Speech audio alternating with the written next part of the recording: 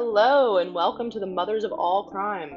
This is a podcast where we deep dive into mothers involved in infamous crimes and scandals. I'm Monica, and this is Crystal.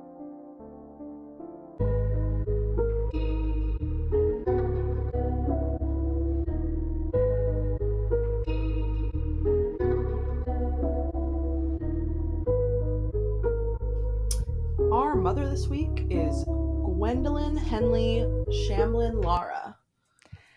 Ugh, what a mouthful. I know. You might know her as Gwen Shamblin. She is a religious leader, I guess, is how you would describe her. I think that's the easiest classification. It's definitely the one that she prefers. She identified a lot as a pastor and a leader of her church, and she evolved a lot over time. So she started as just a Christian woman, very traditional, very old school, and kind of developed into one of the, in my opinion, main female church leaders in the country, where in the Christian-based faith of these extreme religions, you don't typically see women at the pulpit. They're normally in some kind of supporting role. And she created a church and a foundation and what some call a cult, and is the leader herself while still presenting the idea of being subservient to a man, which is an interesting kind of balance that she portrayed herself in. Yeah, Gwen was definitely like a evangelical Christian and was very passionate about the religion. She was also a boss and a leader, and she was completely in control of her organization, which she sort of started as a faith-based weight loss program. It definitely was that over the years, but it became a lot of things. She wrote books and she ran the church and she made a lot of money, but she definitely also preached being submissive to your husband and to your church and to your God, and that women's places were beside their husbands, behind them. It's a kind of a hypocritical way to present, but Absolutely. So I would argue that Gwen kind of came into the spotlight through her books that you mentioned when she became an author. Her history is she started off in the Church of Christ, which is women are very secondary in that world. There's the level one is the man, level two is the women. They are to be seen and not spoken. So she really identified with Christ and really loved this journey of him, but also was very focused on diet and her looks, I would say. So she went to school and yeah. got degrees in dietetics, dietitian. She's a dietitian, but I don't know Yeah. what the other form of that word And then she or ended up how to getting a pronounce master's it. in food and nutrition. Yeah, some kind of technical Mm-hmm. term for it. But once she had Yeah, that, she became a registered which I dietitian and then promoted this like mindset. yeah, and I think that of all the female cult leaders, if we want to call her that, um, I think of all the ones that we've talked about so far, she is the one that has the most education to back up her Yes. the things that she's preaching. Like she's not just completely making everything up. She really did study theology. She really did study weight loss science. She really like she did know those things, and she was very informed on these topics. I don't know that I necessarily agree with them, but she really could speak intelligently on Christianity, the Bible, weight loss, food, like those things she was basically an expert at. You know, that's a really great point and something that I kind of hadn't really thought about because there's always been that authority that speakers have had in strong religious groups or high control groups, cults, where they have that charismatic nature of them where if you speak confidently they're just like, "Yeah. I just know it because I don't know, the higher power told me."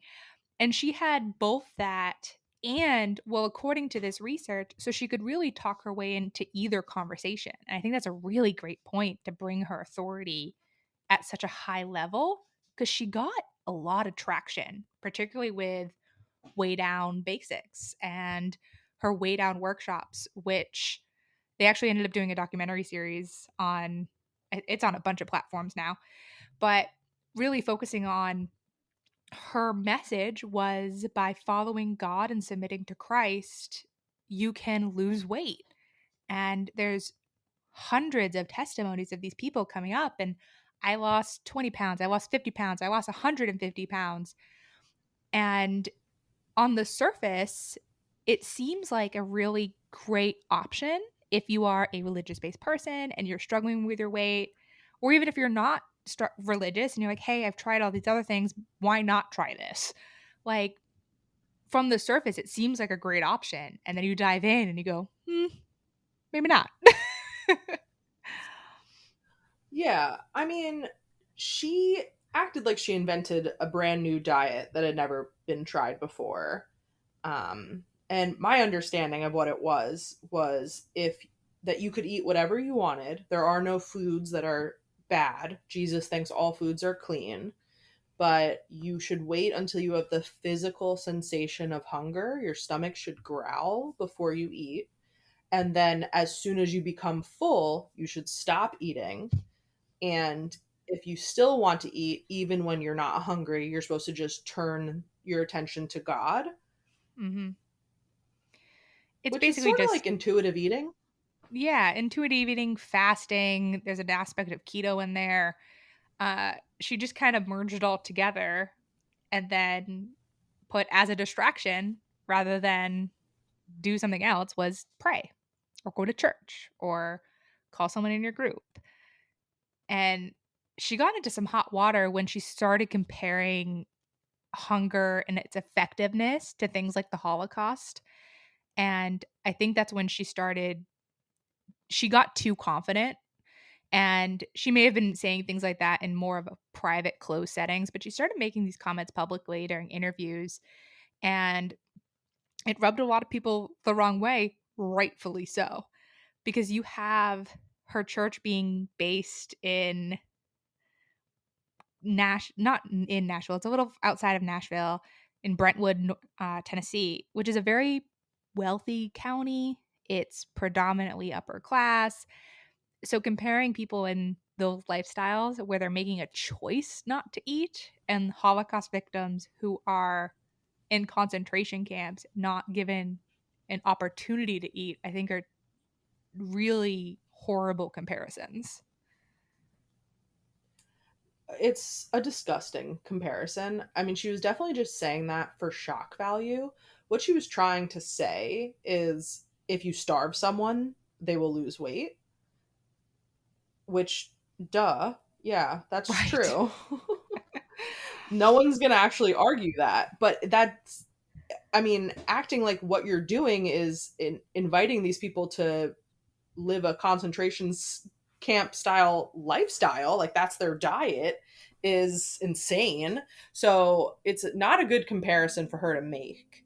I understand what she's trying to say, but I agree it's very offensive.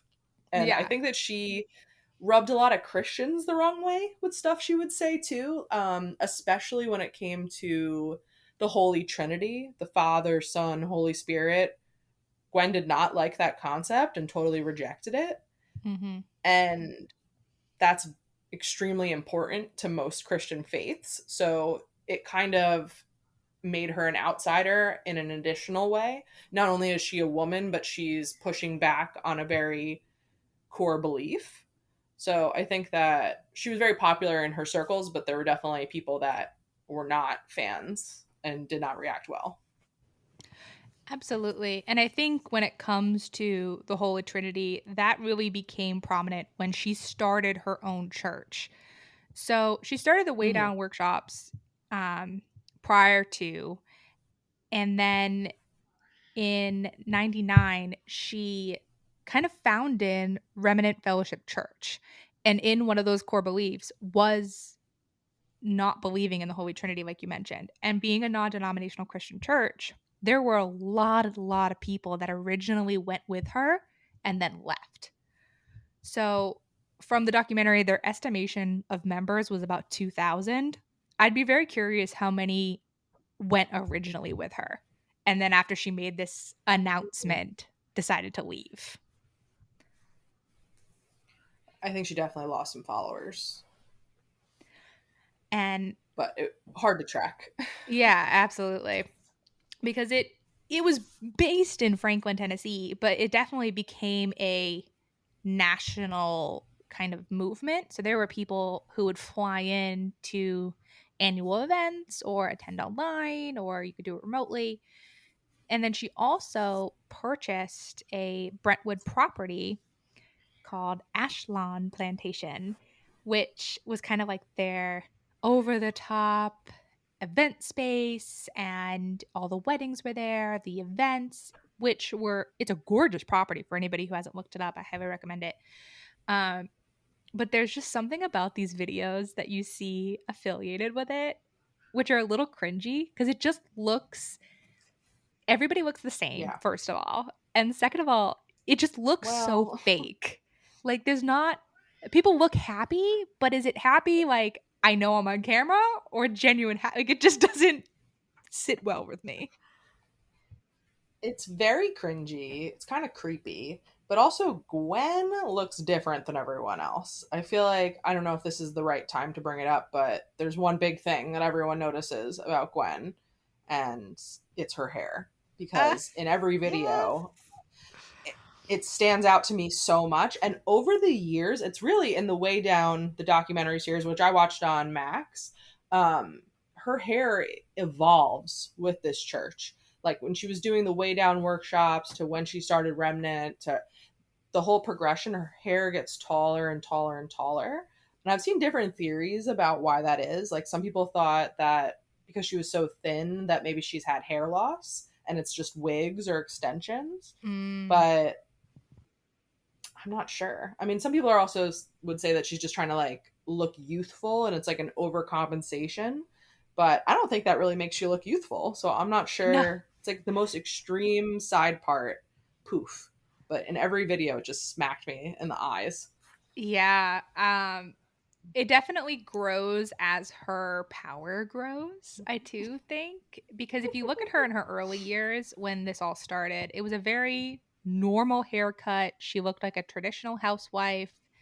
And then I don't know who it was in the documentary, but they described her current look as like a strung out hooker, which I thought was very funny, and I couldn't unsee it after they said it. But I think it's just the very intense eyeliner that she wears, the huge hair, it little Mhm. bit of a promiscuous, risque clothing for what she's promoting. It doesn't really match what she tells other people to wear. So I think that's kind of Oh, where that well, thought went from. absolutely. I mean, I think that, I mean, Gwen wears a lot of makeup, which I'm not Mhm. criticizing, but it doesn't always look very good. So I am Right. criticizing that. And she It's a bit also would much. put cornstarch on her face, which made it look whiter and was supposed to make her look younger, but I don't think that it did. It's just in some of the videos you can tell that her face is extremely white compared to her body, and it just looks strange. It looks But I mean, cakey Gwen is too, and nothing. Yeah. Oh, yeah, exactly. But but she's here's extremely hypocritical what I don't about understand is if everything. she's trying to be youthful, she's worth millions of dollars. Go get Botox then. Like, go get a facelift. I don't understand this like I think around she the was. way option. Well, if she was, it was not doing, she wasn't, she needs a better injector. Like, Yeah, um, for but you're sure. right. I don't think it looked great, but I think often it doesn't. Especially when someone's extremely thin. Mm, Sometimes fillers, Botox, plastic surgery, there's limits on what you can do at a certain body weight. I also would not be shocked if she was getting lipo or things like that because she mm, had to maintain her extreme thinness. It was the pillar of everything. yeah. And I think that's one of the reasons. So we haven't talked about her husband at all. her Which one? first husband. Yeah, her first husband, where she got the name Shamblin, David Shamblin, who she had two children with, Elizabeth and Michael. Hmm.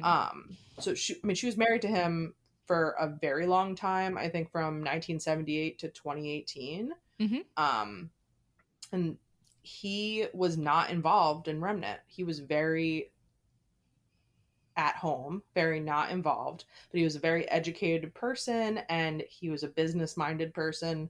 So Gwen was raking in the cash, and I think he was just kind of letting her do her thing. But in some of her meetings, especially in the way down, she would talk about how he isn't very supportive and how he struggles with his weight. And he was kind of kept out of the spotlight a lot because he would fluctuate with his weight and he didn't do the weigh down program. And I think that's one of the reasons they separated. Although I think there's definitely a bigger one. Yeah, no, I agree. David was very independently successful too. So I don't want it Yeah. to be this idea that she was the only one making money. He was very successful on his own, Mhm. which gave her the opportunity to kind of make this church. And she did the same Absolutely. thing with her son. So much like her husband at the time, Hmm. his weight would fluctuate. And when he was, quote, right image, he would be shown at church, he would participate with things. But if he went a little bit over, like weight typically does, fluctuates depending on a bunch of things, she would push him into the kind of corner. And her daughter was honestly like a little replica of her. They look very similar, they're built very similar. She was very thin, very followed all the rules that were in place for her family. And David definitely loved her, from my opinion. I found nothing that he wanted to separate, but I think it got to a point where didn't necessarily agree with what she was doing, but she was happy and that's all that mattered to him. But he no longer fit the image that she wanted, and she found someone else who did and who could step into the light with her and make the things that she was preaching correct. The beautiful couple in weight, successful, like it was the image that she had been describing this whole time. And that's when Joe Lara, I think, kind of got introduced to her life. Yes. I think she met Joe Lara and saw him as all the things that her husband, that she'd been with for over 20 years and raised two children with, was not. Hmm. Which is not a criticism of David, but no one's going to be perfect compared to a new, fun, exciting thing where you're having an affair, essentially. Yeah. And the reason I was calling Gwen a hypocrite is because in Remnant, people would go to Gwen and ask for advice and ask for permission to get divorced, and she would tell them they had to work it out and that it's not Christian to get divorced. And when she wanted to get divorced, she just was like, "Oh, that's different. This is totally different." Yeah. Suddenly became conveniently allowed. Hmm. Yeah, I mean, she got married within months, also, like really fast. It was Yeah. clearly why they got divorced, Oh, was so that she could 100%. get remarried. It was Yeah, already, I think, planned. That was the intention before the divorce was even definitely. filed, in my opinion. Uh, but I got to Hmm. give it to Joe Lara. He saw an opportunity and he latched on. So, a little Yeah. background on Joe. He is an actor.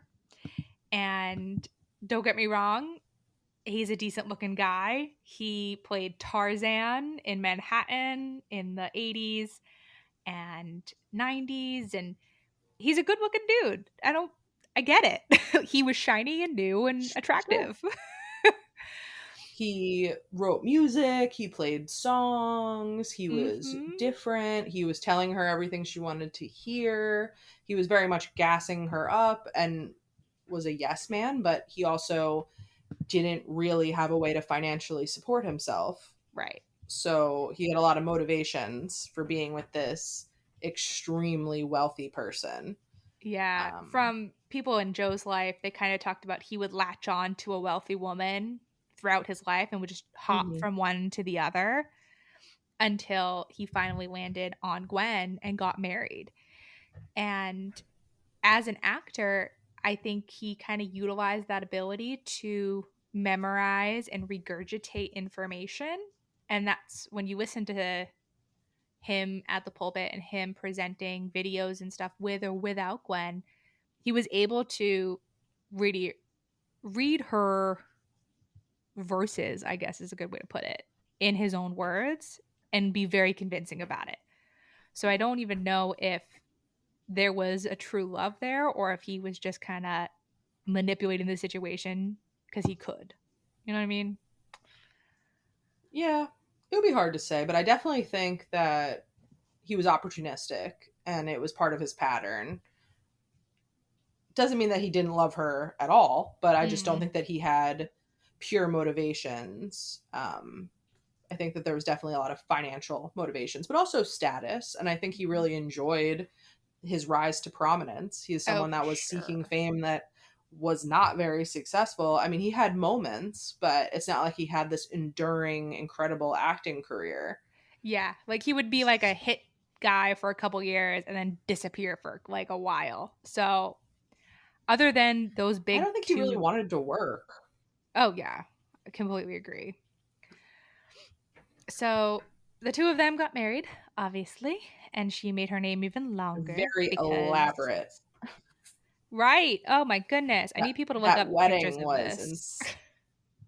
her dress was, I mean, I don't even know if she could have walked through a door. Like, her dress was so poofy, her hair was so tall. They looked insane. It was a huge event, and a lot of people in the church kind of had mixed feelings about their leader getting divorced and having this giant wedding a couple months later. But on the whole, it seems like everybody was kind of celebrating, and Joe was embraced as part of the leadership. It feels like they didn't have a choice because a lot of it I saw a lot of things online when I did a quick Google that they didn't like Joe, but they knew better than to question Gwen because if you questioned Mm. her, there were indirect consequences, and they kind of had to embrace Joe. So they put on that shiny, happy face and went, "Oh my God, yeah, he's great. We're happy she's happy."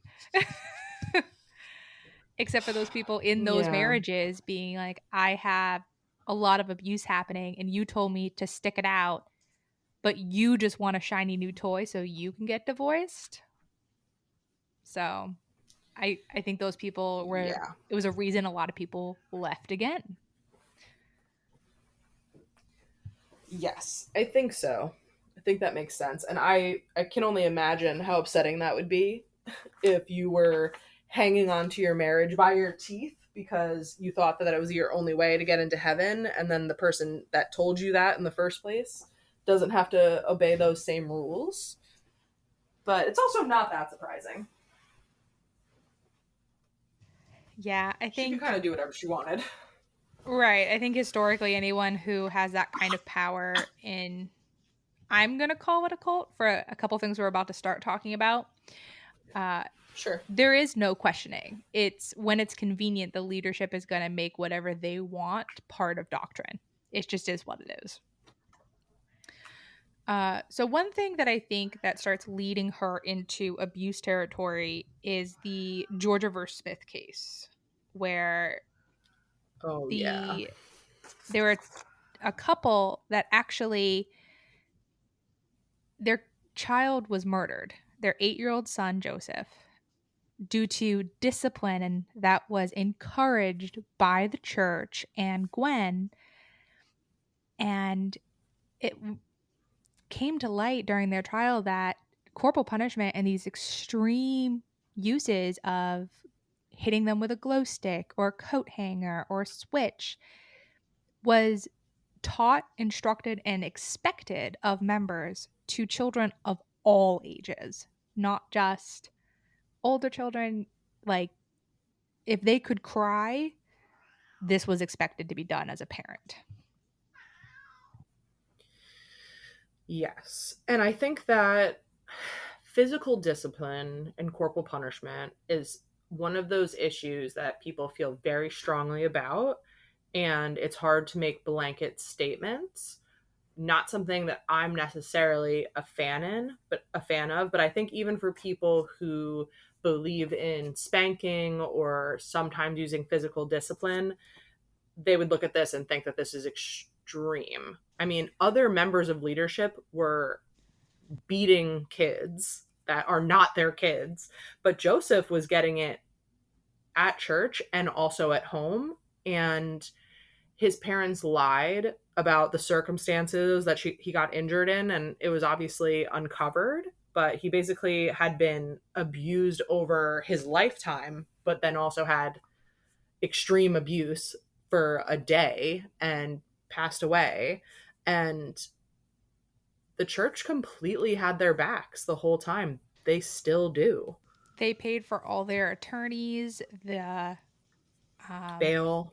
mhm, any because they did end up being found guilty, and then the church paid for their next appeals and their continuance, because if they go down that road, the church is going to start to get exposed. So they have to protect the members in order to protect themselves. That's definitely what they thought. I think they probably could have let these people look like crazy people on their own, but I think that they thought it would all be connected to them. Um, the church was not charged any of this. There were accusations of the church's involvement, but I think some of that was because of how much they were helping to defend this family. I think that maybe if they not done that, it would have involved them less, but they were extremely involved. And even after these people were sentenced to life in prison, they were running prison ministries with the remnant support Right. And inside. it Yeah, definitely, it's they brought the crazy. church in, and I think the prosecutors would have done more with the church if there was more evidence to do so.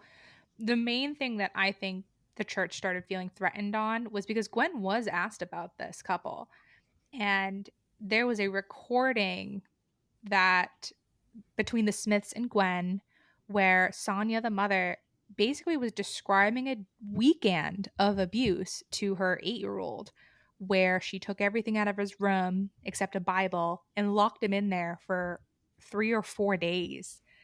And then he came out, quote, subservient. And Gwen's response to that was, praise be to God, he's learning to be disciplined. He's learning to listen. He's learning to submit. Not, I can't believe you locked your child in a bedroom with nothing for 4 days, but a positive reinforcement to that parent and that behavior. And I think that was when they started looking at the church, and the church went, oh, we have to protect Gwen. Ugh, so disgusting. Disgusting. Yeah. Um, I still think that the church would defend them to this point and say that they didn't do anything wrong, Yeah. Mm-hmm. I which completely agree. is, I mean, I feel like his death is like proof that they did. But they also had a child die in their home a couple of months before Joseph. They had a child who died from SIDS, which, as Mm-hmm. we've talked about, is not a real diagnosis, and it's just a label that's used when there is no other clear explanation. But it makes me wonder, and I don't want to. I don't Yeah. know. It I seems very did odd. read one report that the investigators wanted to say it was pneumonia due to neglect, but the coroner just couldn't definitely be like, yes, Mm, absolutely. So end up having to make it SIDS. And that's what kind of closed down that investigation. That because if there's two in the home and it's both abuse, I think that would have gave them the leverage to dig. But with one being SIDS and one being abuse, it's harder to argue and put resources towards when it's a theory, you know? But definitely. I just think it's suspicious oh, and 100%. Mhm. definitely atypical, And it's, I don't know. For a baby to have pneumonia, you would think there would be hospital visits and things like that. I think that, I mean, I guess you could have very rapidly developing pneumonia, but it tends to be something that you're sick with for a while, and not getting medical attention for a child who's sick is a type of neglect. Hmm. So I don't know. I don't know either. I there was a few cases of SIDS that were discussed within Remnant, and one of the big ones was Gwen's daughter Elizabeth. One of her children died from, Hmm. it was deemed SIDS, and it probably was. But something that was interesting about that to me was that you weren't really allowed to grieve in Remnant. You just kind of had to act like everything was fine, because everything that happens to you is God's will. It's one of those kind of belief systems. So you're not really supposed to mourn the dead. You're like allowed to just, you're supposed to just immediately move on, is what it seemed Hmm. like to me, which I guess Yeah. maybe would serve Elizabeth. Yeah. I interpreted that very much as it was because it was Elizabeth that they weren't allowed to grieve, because she was the member of the leader's family. And because she was a member of the leader family, there's no way that God would ever punish her in that way, because she is higher and more godly than other members. I think if it happened to just a lower entry person who just part of the congregation, maybe they would have been able to identify it and then been told, well, what did you do to angry God that this was how he reacted? I think it, because it was Elizabeth, you couldn't allow people to have the idea that they weren't perfect.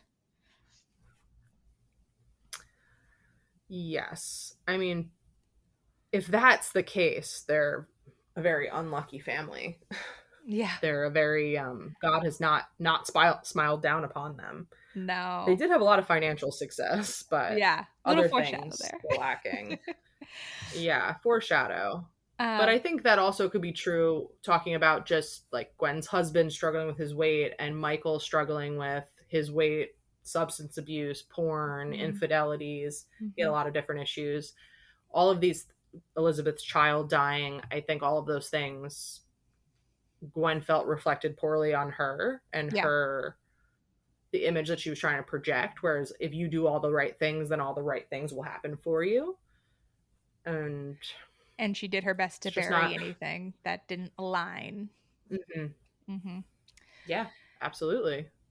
So, one other that I think, in addition to those two, that really pushes that cult mindset is, I guess this one's kind of two part, but she really focused a lot of her preaching from the book of Revelation, which is the final days book, kind of. And Hmm. you see the book of Revelation come up a lot in these extremist and high control groups.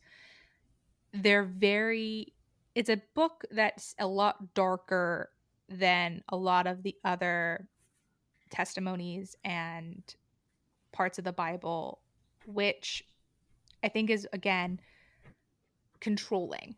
This connects a lot with defining the Trinity and denying, excuse me, the Trinity, and keeping her members within each other. So outsiders are bad, and you can't marry outside the church. So they would recruit members, and in the documentary series, that is a storyline of one of these families that their daughter was recruited in, and the only way she could marry her boyfriend and quote the love of her life was to convert and be part of this church, and then distance herself from her family who are not members because they're a bad influence. And anybody who leaves then gets ostracized. You don't hear from anybody. They talk bad about you. They spread rumors. You lose family. Another way that we see in a lot of cults and groups, only the people in the church are the chosen one. It's the one true church, and anybody else is going to bring you to hell and bring sin into your life. So I don't want to act like I don't have any sympathy or empathy for those parents, because we're talking about Delaney, right? The Yes. the girl that married into Remnant. So Hmm. her parents, to me, I do feel for them, because it would be terrible to have your child marry into a cult, like with people whose religious beliefs are just totally foreign to you. But it does seem like their daughter chose that willingly and always had other options. And maybe she was brainwashed, I guess, but she was an adult I mean, and she she was was a making a decision. teenager. She started as a teenager, though. She She was started what, in high school. in high school, but she got married as an adult, a young adult. Yes. Like I think she was Yes. 19. She was Hmm. very young. I'm not saying that that was a good decision on her part, but I feel like they were acting like Remnant kidnapped her, where she just was actually probably making a bad decision about who to marry because she was young and immature, which are both problems, but they are different problems. And I think I would also probably fixate on it if I was her parent, the cult of it all. But that's not actually the main problem. The main problem is that your teenage daughter, instead of like valuing education or any of the opportunities that you can provide for her, is willingly submitting to this cult like thinking and wants to get married as soon as possible. And that's a bigger problem to me than Remnant encouraging it. Yeah, I see that perspective for sure. I think in their circumstance, the way I interpret it is that the controlling aspect of Remnant, where she had to go to church multiple times a week or there was repercussions. She wasn't allowed to, quote, define her relationship unless she was part of the church. She couldn't communicate with her parents about certain things. And once she got married, there was a distance there that kind of was created where it's us versus them mentality. And I don't know if it's just with a bad, they already had a bad taste on it and then it just kind of amplified for them. Because if you're in it and you see people who have left and they're also telling you all these negative things, I think it just feeds that idea. But I also see your point of like, at the end of the day, she technically was a legal adult at the time making this decision, and there's nothing you can do about it. Like, she's 18, she's allowed to make her own choices. Just because you don't agree with them doesn't mean that they're wrong for her if they're wrong for To you. me, it's very, very different to be brought up since very early childhood in a faith, in a high control religious environment, because that limits your options and your choices. She had the opposite experience of growing up in a more secular world and then choosing to convert. Whether she did it for the right reasons or not, I think a lot of people convert for marriage. I don't maybe agree with it, but I do think it's a very common practice. And I'm not going to fault anybody for following their heart if they feel like that's what they should do. I think maybe her and her parents had other issues. Hmm. And I think that it's very easy to, and I'm not trying to defend Remnant. I feel like I'm doing that, but I just feel like they can't deal with the fact that their daughter may not want to have a very close relationship with them. And maybe it's because of this guy, maybe it's because of his church, but I feel like she was just pulling away. And it was kind of a stretch to even include her in the documentary, in my opinion. But I know why Yeah. they did, obviously. The dates are significant. Yes. I think the dates But are I think significant. otherwise it wouldn't have really been. But I think the reasoning too was to show the other side on how they brought people in from one perspective and then distance them, because there's a lot of other people in the documentary who were in at the beginning and kind of went with the church as it grew and then left and were ostracized. So I think they wanted to show Sure. like the both avenues of it. I think they may have been able to pick a better example of that, but I think, like you said, the dates really align for her wedding, which was The dates are in, extremely significant. yes, May of Yeah, I 21. have the exact date. It's May 29th, 2021. Something else interesting, though, before we talk about that, is that The Way Down, which is a very popular docuseries about Gwen Shamblin, about the Remnant, it aired in two different sections. There was a three episodes were released in September of 2021, and two more episodes were released in April of 2022. All of the first three were filmed prior to May 29th, and the second two were edited together and new things were filmed to be released because of a plane crash that happened on Delaney's wedding day, which was a huge, huge deal for Remnant and for Gwen Shamblin's family, because 7 people were killed on that flight, which I just had all their names, but I'll it give people was one guess on who was on the plane. yeah. So Gwen Shamblin was on the plane. Her husband Joe Lara was flying the plane, and all of the reports that I have read and in the documentary said that the pilot became disoriented, essentially. So Joe became disoriented while he was piloting a small plane on the way to Palm Beach, Florida, which is a lovely place. He does have a And pilot's so it was the license. two of them. He did. Yes. But the person that was teaching him how to fly did not think he was ready for flight into New York or LA or places with high traffic. I'm not sure if Palm Beach would be considered high traffic. It's a very small airport. During So that time maybe of that's year, different. maybe. But, he Yeah. definitely wasn't confident in his abilities. I think that was kind of an, Right. CYA for picking New York, but I don't think he was confident in general for him. Right. I think he knew how to fly, but he was very reliant on instruments, and he wasn't a competent.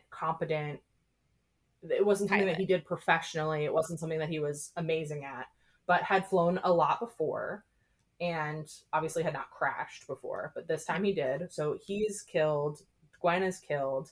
Elizabeth's husband, so Gwen's son-in-law Brandon, is killed, and then 2 more couples from Remnant Yeah, were and these killed. were Total of 7 people.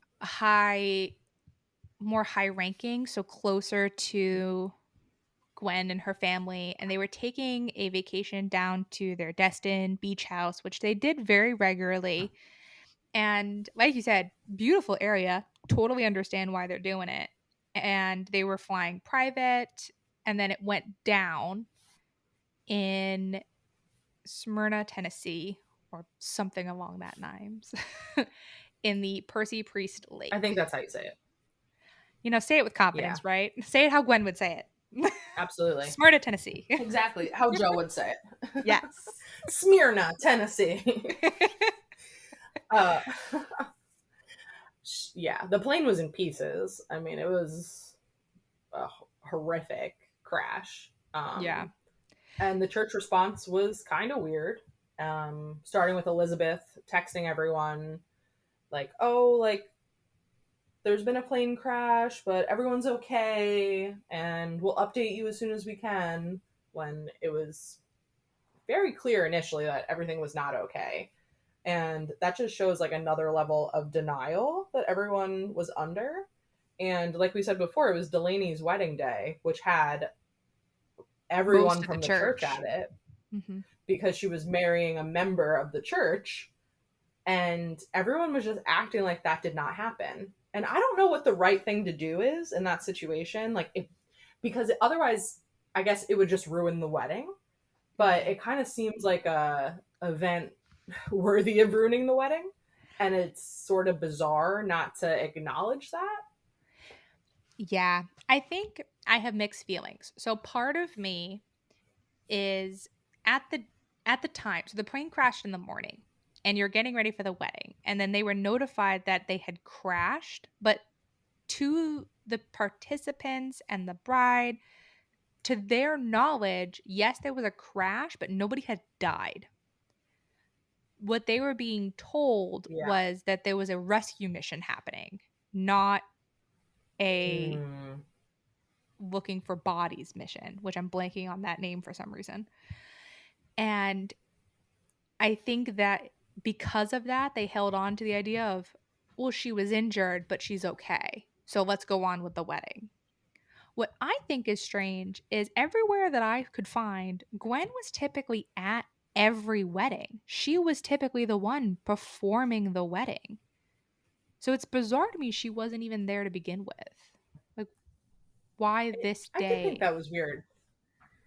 I mean, Delaney's parents had told her that they wouldn't go if Gwen was officiating. I don't know if they had sway like that it could have changed anything, but she wasn't going to officiate. So I don't know if Yeah. maybe it just conflicted with her vacation plans or Yeah, that I one don't know. definitely was bizarre to me. But like you said, they pretty much pretended it didn't happen. And it took a little while for them to actually notify the members that there was a death certificate issued for each of them. Ugh, yes.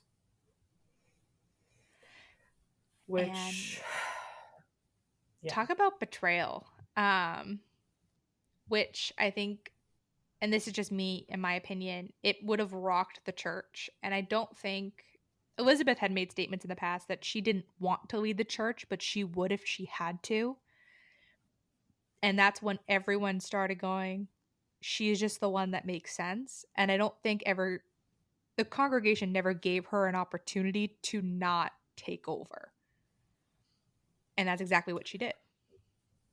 Right. I mean, well, Michael wasn't going to do it, even though he's Right. the older child, but he was not cut out for it. And Elizabeth, to her detriment, I think, is extremely cut out for this. I think that Gwen trained her to be ready for this, not for this exact situation, but to take over eventually. I think that was always kind of Gwen's plan. But I mean, Elizabeth lost so much in this crash. Oh my God, It's I know. truly horrific. Like her mother, her husband, one of her best friends, her stepdad killed all of them essentially through his inability to fly a plane. It's, I mean, that's crushingly devastating. And Elizabeth has seemingly been extremely strong and just barreling through and is still a leader at Remnant now because the church is Mhm. going on. The leadership was still in place. You know, all of the men that Gwen had running her organization, except for the ones on the plane, are still all in place. So it's Yeah. Elizabeth is running it, but she's not doing it all alone.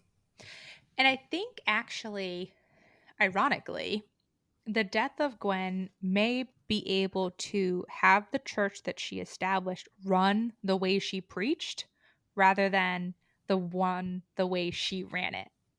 Because the structure of the church, what she told people was there was God, there was the hierarchy of men, which was a group of, I think, 4 or 5 men in higher positions that helped lead the church and make decisions and keep the people in like a spiritual track.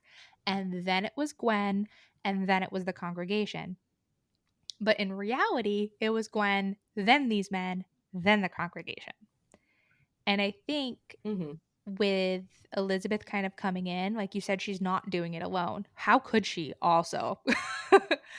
Yeah. Considering the loss that she just had. But I think she's going to definitely be her mother's daughter. I've watched a couple of her preaches and testimonies since the crash, and she has potential. She's very much a little copy, but I do think she's going about it more where, at least from the outside perspective, we don't know internally, that these men are actually above, and then it's her. She's more of the figurehead, but these men have a lot more power than they used to. Yeah, I would definitely agree with that. Because, I think, where's the quote? I did write it down that she said relatively soon after they kind of started accepting it. Um, and she said, my mother started it, and I wanted to not only keep it going, but expand it around the globe in such an exponential level that everyone who sees it can pick it up and get it.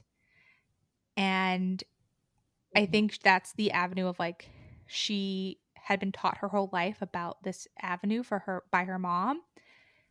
And how else do you kind of present that when you're asked?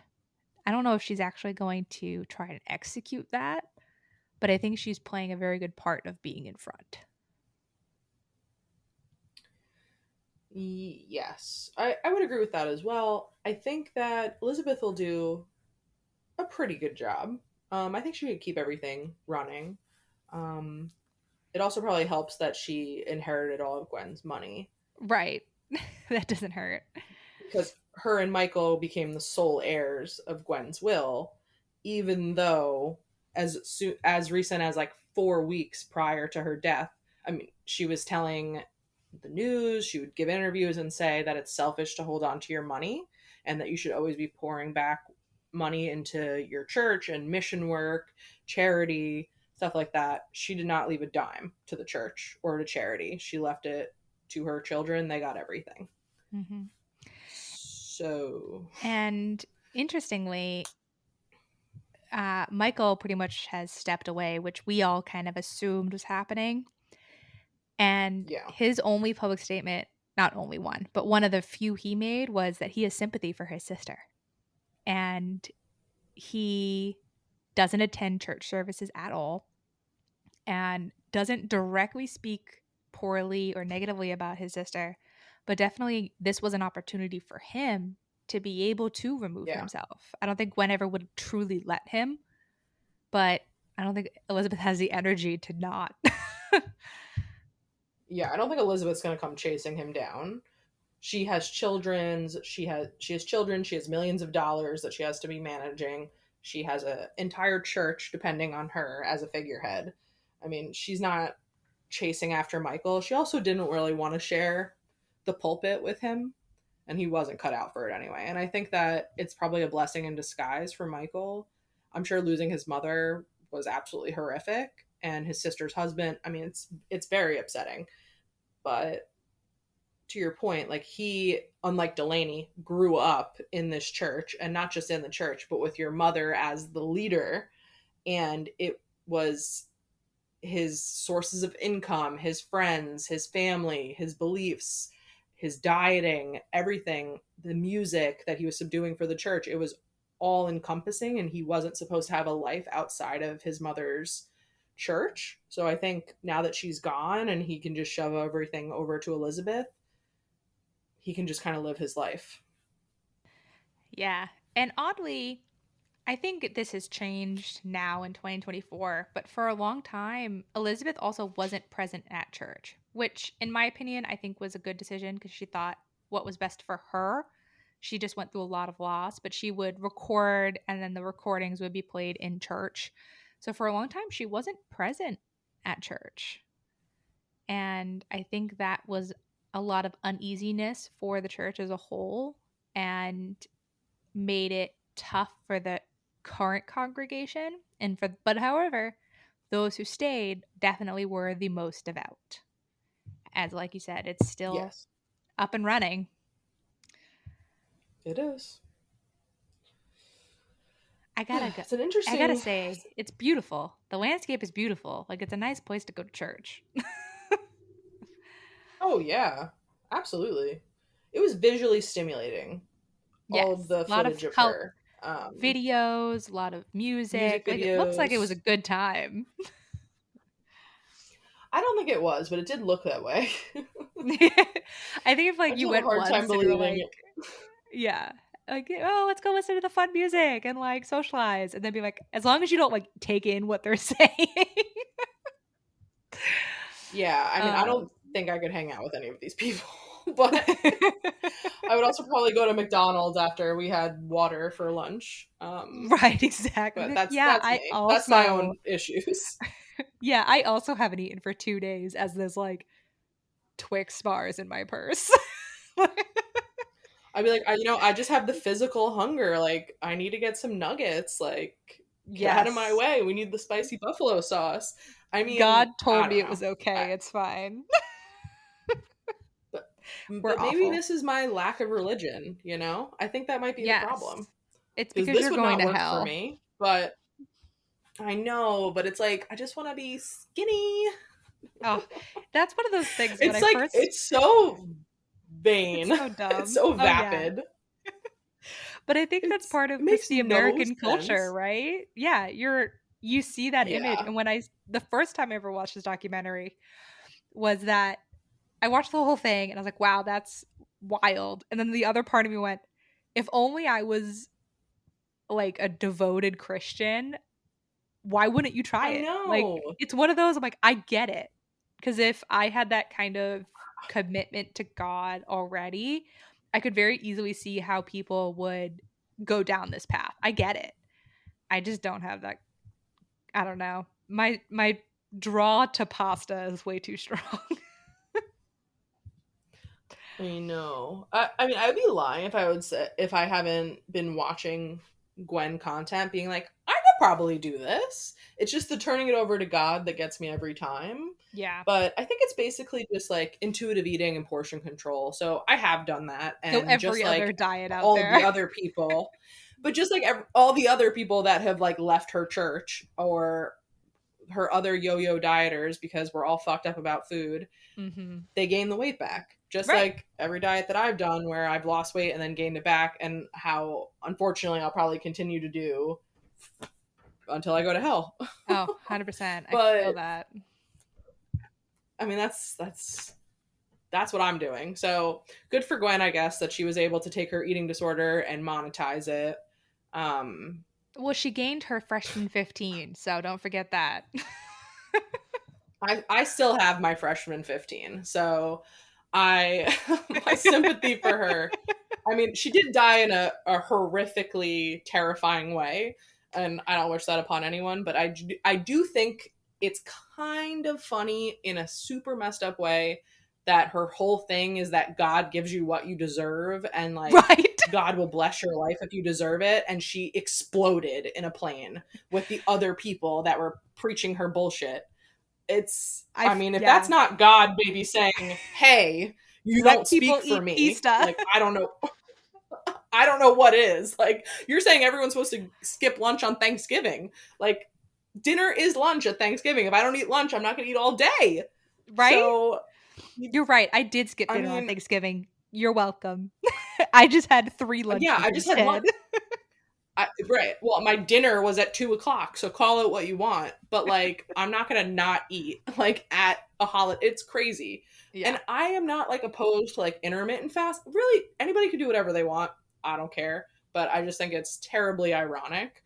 Um, and I hope that Elizabeth doesn't die from anorexia. She looks really, really, She's really very thin thin to now. me, And I think there's a combo of an and eating issue and severe depression. Because again, I don't think we mentioned it, is they yeah, don't believe in medications. So if you have a right, or severe therapy. mental health condition that needs medication, and honestly, if I lost my child, my best friend, my mom, and my husband all within a very short period, I probably also would need some kind of professional help to get out of that.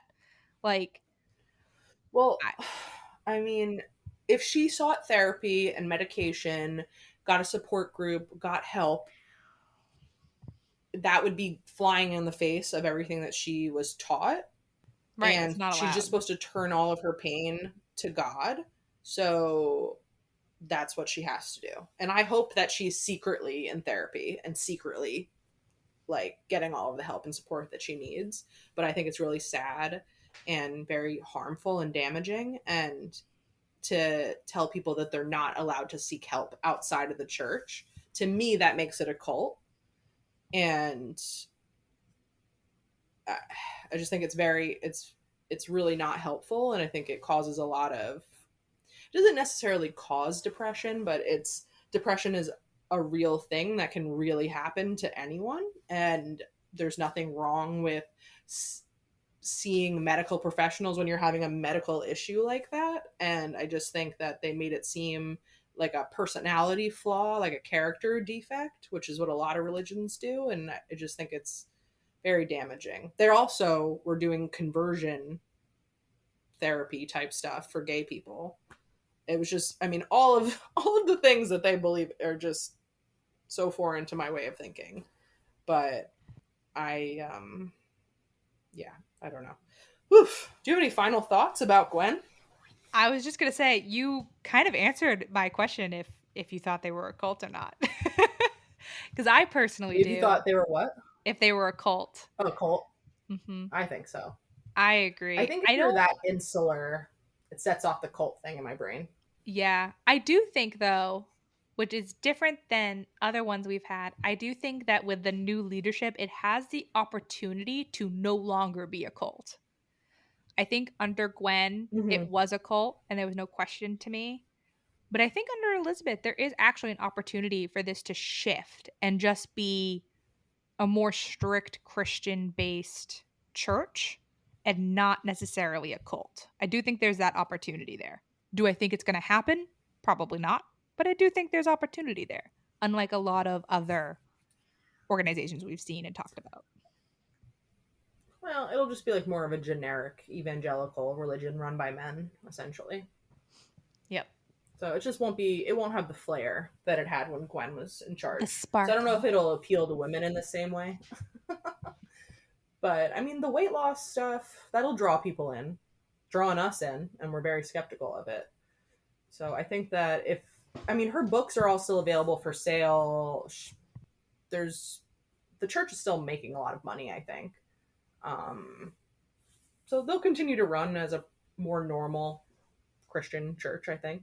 But I agree, it's probably not as cultish now because I do think that Gwen was the charismatic leader and Elizabeth maybe could be the charismatic leader. I mean, if she does choose to become a Gwen type figure, she will have an amazing story to talk about what she's overcome. And that I think would sell a lot of books. So maybe Elizabeth will publish a memoir about how she overcame the darkest thing someone probably could go through. That's a good point. That's an But interesting one. Yeah, for sure. yeah, it's still very recent though. It's Yeah. only I three think as years long as ago. she's in charge and the church is active, that won't happen. But maybe one day. Ugh, I would probably read it. All right. Well, that was everything I had for Miss Gwen and the affiliates of her and Remnant Church. And I think on to our next cult or criminal mom. All right, sounds good. We will talk soon. Have a good one.